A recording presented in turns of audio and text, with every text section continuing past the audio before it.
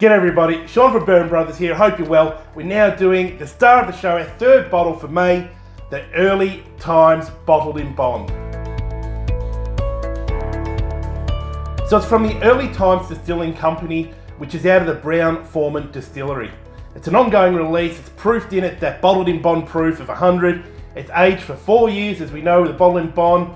Its mash bill is 79% corn, 11% rye, and 10% malted barley. So let's just touch on, again, what it takes to be bottled in bond. To be labelled bottled in bond, the whiskey must be the product of one distillation season and one distiller at a single distillery. And then it's aged in a federally bonded warehouse under US government supervision for at least 4 years.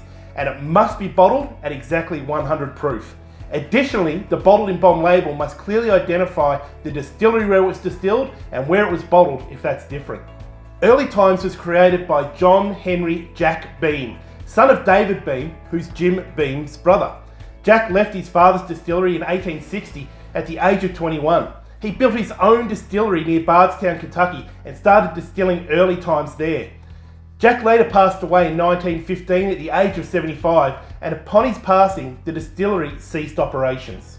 The Early Times brand and stock of aging barrels, though notably not the distillery, were eventually acquired by Owsley Brown, owner of Brown-Forman, in 1923.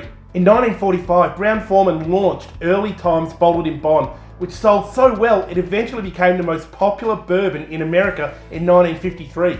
When Brown-Forman constructed a new distillery located in Shively, Kentucky in 1955, the distillery was originally named after Early Times before it became the Brown-Forman Distillery. Unfortunately, during the difficult times endured by the industry in the 70s and 80s, the Early Times brand changed from bourbon to blended whiskey, leaving the bottled in bond label behind. Early Times Old Style Kentucky Whiskey was born, which was a blend of straight bourbon and light whiskey.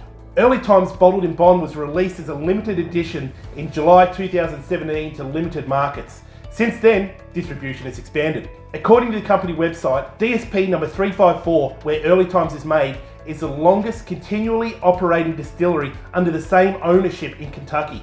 The Early Times brand itself is one of the longest running labels in bourbon, now celebrating 160 years, according to the company press release. The Early Times brand has been owned by Brown-Forman since it was purchased in 1923. While it's born from the same distillery as many of Brown-Forman's brands, the Early Times bourbon mash bill is slightly different than the more common 72% corn, 80% rye, 10% malted barley mash bill used to make bourbons that comprise the Woodford, Reserve and Old Forester labels. In characterising Early Times Bottled in Bond's flavour profile in a general sense, the observation that it comes across as mellow holds true against a lot of other brands as well. Understanding what makes Early Times flavour profile a bit different leads back to its production process. In addition to a unique mash bill, Early Times is also crafted with a proprietary yeast strain.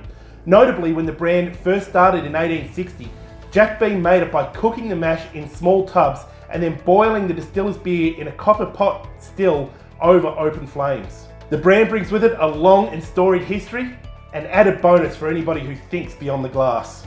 So now we know a little bit about the amazing history of Early Times Bottled in Bond. Let's give it a shot.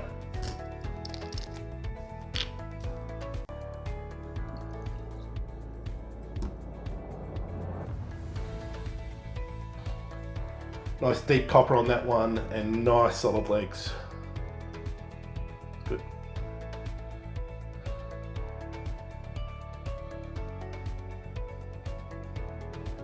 So you pick up subtle hints of honey and orange peel that fade into a caramel backdrop. While the nose is characteristically sweet and approachable, it's quite light overall, requiring a good swirl of the glass and a hard pull to dissect those prominent scents.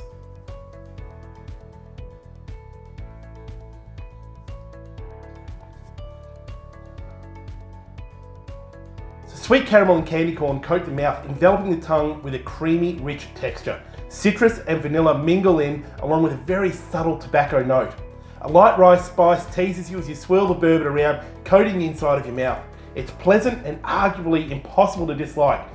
It just doesn't quite have enough oomph to elevate the bourbon to greater heights. The spice picks up in the finish with a peppery rye pop that's followed by a developing sweetness comprised of vanilla and raw sugar. The spicy sweet mix finds a nice balance, making for an enjoyable and long-lasting finish.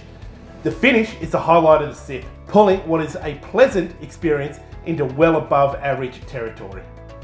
That's our third bourbon for May. I hope you've enjoyed this month's box, and I hope you're enjoying your journey. Cheers.